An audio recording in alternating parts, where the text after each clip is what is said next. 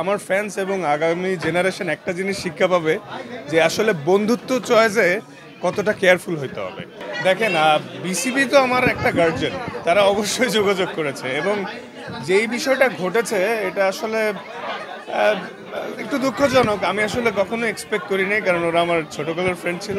But এই বিষয় থেকে আমার ফ্যান্স এবং আগামী জেনারেশন একটা জিনিস শিক্ষা পাবে যে আসলে বন্ধুত্ব চয়েসে কতটা কেয়ারফুল হইতে হবে। তো এই ছোটোকালের বন্ধু হইলে যে ও আপনার শুভাকাঙ্ক্ষী হবে সেটার কোনো এই মানে না। তারা হয়তো উইদিন 24 আওয়ার সব কিছু উইথড্র করেছে, তারা আমার ভালো চায় বলে। তারা যদি ভালোই চাইতো তো কোনো প্রবলেম হইলে পারিবারিকভাবেই কথা বলতো, তাই না? বাট যেহেতু আমি এখানে কোনো দোষী না, এজন্য ওরা বেশিক্ষণ যেতেও পারেনি এবং আমি চাইলেও আমার সাইড থেকে কোনো একটা অ্যাকশন নিতে পারতাম, বাট আমার বাবা সেটা করতে দেননি।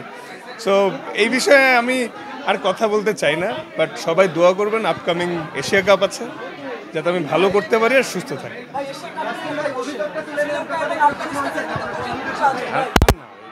হ্যাঁ, অ্যাজ এ প্লেয়ার আমার স্বপ্ন তো আমরা চ্যাম্পিয়ন হব ডেফিনেটলি। আর টি-20 ক্রিকেটে অনেক আনসার্টেনিটি থাকে। হংকংয়ের সাথেও tough competition. India, Pakistan, Sri Lanka সবাই এশিয়ার বেশ বেশ ভালো টিম। ডেফিনেটলি ইজি হবে না, কিন্তু মার্শাল্লাহ লাস্ট 2টা সিরিজ আপনারা দেখেছেন আমরা জিতছি। আমরা ভালো শেপে আছি, আশা করছি ভালো কিছু। আমি খুবই খুশি যে এরকম ক্রাউড দেখে এত পরিমাণ ভালোবাসা বগুড়াবাসীর যে বাসে। এখানে আজকে হার্লেনের এই স্টোর ওপেনিংয়ে না আসলে আমি বুঝতে পারতাম না। আমি মেনলি এখানে এসেছি হার্লেনের ওপেনিংয়ে এবং আমি একজন হার্লেনের সদস্য।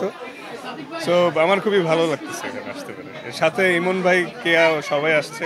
সো খুব ভালো লাগছে আমার।